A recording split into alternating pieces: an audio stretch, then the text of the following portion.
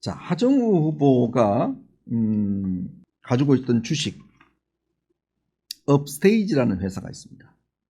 이 업스테이지라는 회사는 이 네이버에 쓰던 김성훈 대표라는 사람이, 이분도 AI 업계에 꽤 알려져 있는 분입니다. 이분이 2020년도에 창업을 했어요. 창업을 해서 AI 관련된 회사를 키운 겁니다. 근데 이제 하정우 후보도 네이버에 있었잖아요. 이분을 잘 압니다. 그래서 하정우 후보가 이 회사의 비상임 고문 이런 직책 도와주면서 당시에 주식을 만주를 받았습니다. 만주.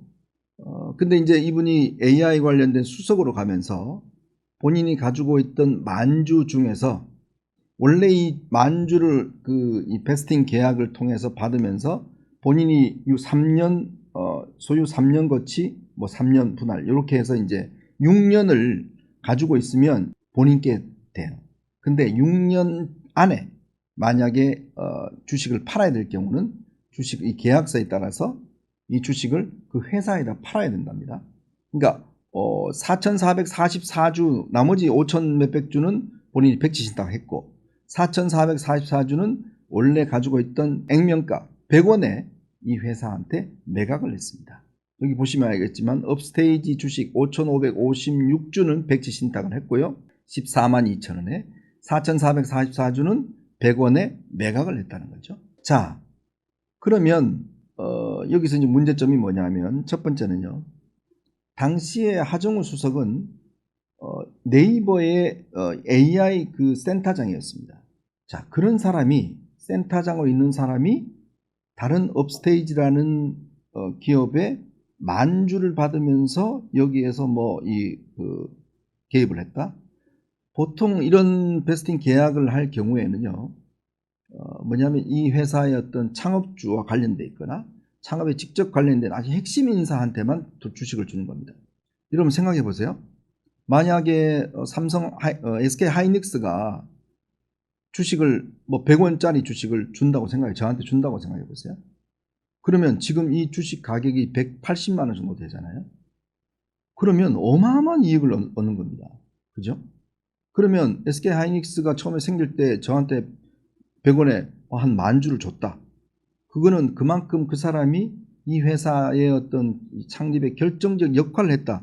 이런 의미 아니겠어요? 그렇지 않고서는 저한테 그렇게 주식을 줄 리가 없잖아요. 근데 이 회사에 10,000주를 줬어요. 근데 이 회사가요, 한 4, 5년 동안 계속 적자였습니다. 그러다가 독파머라고 해서 이게 이제 지금 우리나라에서 독자적 이 파운더리 이제 이 AI 관련된 그 사업자 선정을 하게 되어 있습니다. 독자 인공지능 기초 모형 파운데이션 모델 사업을 하게 됩니다. 처음에 이게 네이버가 업스테이지, SK텔레콤, NHI, 그 다음에 LG경영연구원 5개 팀으로 됐는데 나중에 네이버 등등 2개 회사가 탈락을 해요. 근데 마지막 살아남은 게 바로 여기 포함된 게 아까 제가 말씀드린 업스테이지라는 회사가 살아남습니다. 어마어마한 특혜죠. 권한이죠. 자, 이렇게 지금 우리나라 국가대표의 AI의 회사가 되는 겁니다. 그러면 이 기업의 가치가 얼마나 상승하겠어요? 생각해 보세요. 네이버도 탈락했는데 이 조그마한 이 스타트업 회사가 국가대표의 AI 업체가 된 겁니다. 자, 그 다음에 이 회사가요, 금융위원회로부터 국가투자 펀드 중에서 5,600억의 투자를 받습니다. 어마어마하지 않습니까? 아니 그냥 그거 선정된 회사인데 국가로부터 5,600억을 받아요. 그 다음에 이 회사가 다음을 인수하려고 합니다. 그러면 이 회사의 주식 가치가 얼마나 상승하겠죠? 생각해 보십시오. 여러분 이 회사가 우리나라 독파모에 선정이 되고 그 다음에 5,600억이라는 엄청난 투자를 받고 그 다음에 다음을 인수하고 그러면 100원짜리 주식이 얼마나 될까요, 여러분? 어마어마한 가치가 높게 될 거 아닙니까? 지금 이 회사 주식이요, 장외에서 7만 원 정도 한다고 그래요. 근데 제가 볼 때는 7만 원이 아니라 이거는요, 엄청나게 아마 상장을 하게 되면 주가가 올라갈 겁니다.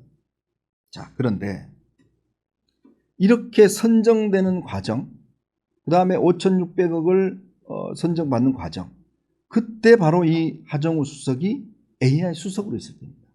즉 자기가 가지고 있던 회사의 주식 가지고 있는 회사가 국가로부터 AI 관련된 회사로 되고, 그 다음에 이 5,600을 받고 승승장구를 했어요. 그럼 여러분 생각해 보세요. 네이버 입장에서는 아니 우리는 다가 떨어졌는데, 그리고 이 네이버 센터장에 있던 사람이 그 회사에다가 도움 줘갖고 그 회사는 되고 우리는 떨어지고, 그럼 떨어지면서 그때 네이버 주가가요 엄청나게 떨어졌어요. 폭락을 했습니다. 그러면 네이버가 과연 이분한테 허락을 했을까요? 이현종씨 문화일보 근무하는데 너 다른 어떤 언론사 만드는데 거기 가서 도와줘. 근데 알고 보니까 나중에 이 회사가 더 커져 버렸어. 그러면 문화일보가 이걸 허락해 줄까요? 겸업을? 그런 회사 있으면 이거 완전 자선단체지 회사가 아니지 않습니까? 네이버에 있으면서 다른 회사의 스타트업에 가서 당신 도와줘. 그리고 만주를 받아. 근데 그 회사 주가가 엄청나게 올라. 네이버 주식은 푹 떨어져. 그걸 네이버가 허락해 준다? 전 상상을 못 하겠는데요. 자, 그러니까 이제 이게 논란이 되는 겁니다. 그래서 정리를 하면 과연 하정우 수석은 왜 이 회사의 어떤 창업과 과정을 도왔을까? 왜 만주를 받았을까? 그리고 이 판결 혹시 주식 파킹, 즉 나중에 잘 되면 내가 그 회사에서 가서 저 다시 그쪽 주식을 일부러 맡겨놓은 게 아닌가, 이런 의문들이 막 올라오는 겁니다. 그리고 본인이 있을 때, AI 수석으로 있을 때 이 회사가 엄청나게 성장을 한 거거든요. 정말 대한민국 대표 AI 업체가 된 겁니다. 자, 거기에다가요, 이 하정우 수석이 홍콩 과기대 겸임교수가 됩니다. 홍콩 과기대 겸임교수, 홍콩 과기대는요 세계적인 이 대학입니다. 과학기술대학이. 이거 들어가기가 엄청나게 어렵습니다. 근데 이 학교에 원래 김성훈 대표, 즉 이 아까 제가 말씀드렸던 업스테이지에 있었던 김성훈 대표가 원래 교수로 있었어요. 근데 이 교수의 추천으로 하정우 수석이 이 대학의 겸임교수가 됩니다. 그러니까 이게 이 대학의 겸임교수라는 게 엄청난 그 위상이 있는 거잖아요. 그러니까 그만큼 이 회사 대표와 하정우 후보가는 밀접한 관계였다. 그런데 이해관계까지 있었다라는 의문이 제기되는 거죠. 자, 그러면 네이버가 입장을 밝혀야 됩니다.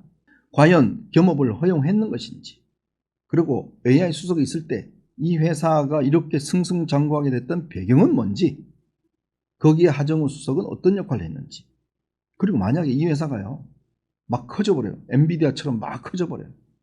그러면 그 주식 나중에 예를 들어서 그 맡겨놓은 거 그거 4,000주 그 플러스 알파해서 저 다시 주세요. 100원짜리인데 저한테 100원짜리 줬으면 얼마나 좋을까요? 수천억이 될 겁니다. 왜? 이 회사 주식 가치가 이거는 AI 주식하는 거, 여러분 지금 삼성이나 SK하이닉스 보시면 SK하이닉스가 작년 5월 달에요 주식이 제가 알기로 40만 원인가 30만 원 했어요. 근데 그게 1년 만에 180만 원, 190만 원 했습니다. 요즘 뭐 AI만 붙이면 주식 가격이 확 오르잖아요. 그렇다면 하정우 수석은 과연 여기서 어떤 혜택을 받았을까?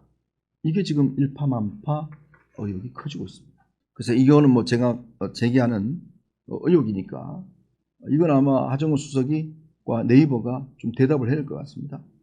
과연 네이버에서 이런 걸 용납을 해줬는지, 본인의 주식이 그렇게 떨어지는데 네이버 주주들의 손해를 입히면서까지 그 네이버에 있었던 AI 센터장은 왜 딴 회사를 지원했는지, 그리고 이 주식을 왔다 갔다 할 때 양도세와 증여세를 세금을 제대로 냈는지, 이 부분도 밝혀야 될 것 같습니다.